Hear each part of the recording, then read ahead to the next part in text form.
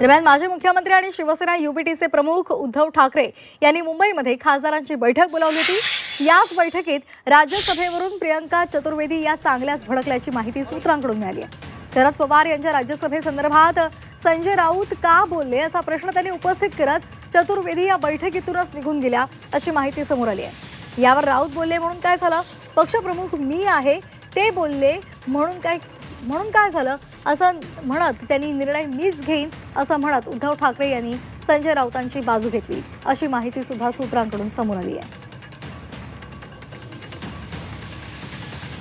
तर ठाकरेंच्या खासदारांचं भांडण समोर आलेलं आहे। प्रियंका चतुर्वेदी या बैठकीमध्ये संतापलेल्या होत्या।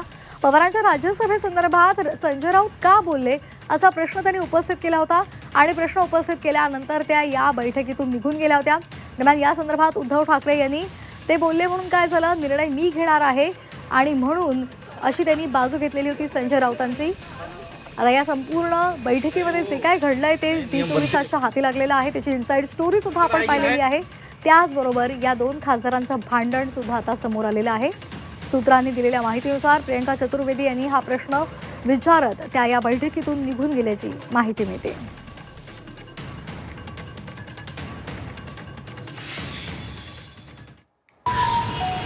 बाळासाहेब ठाकरेंनी स्वतः बाळासाहेब ठाकरेंनी ज्यांना नेते म्हणून नियुक्त केलं त्यातला मी एक आहे। माननीय उद्धव ठाकरे, माननीय बाळासाहेब ठाकरे मी यांचं काय नातं आहे हे सगळ्यांना माहिती आहे। त्याच्यामुळे अशा सगळ्या ज्या गोष्टी आणि बातम्यांवरती विचार करून जर कोणी काम करायला लागलो आम्ही तर पक्ष उभा राहिला नसता, पक्ष वाढला नसता।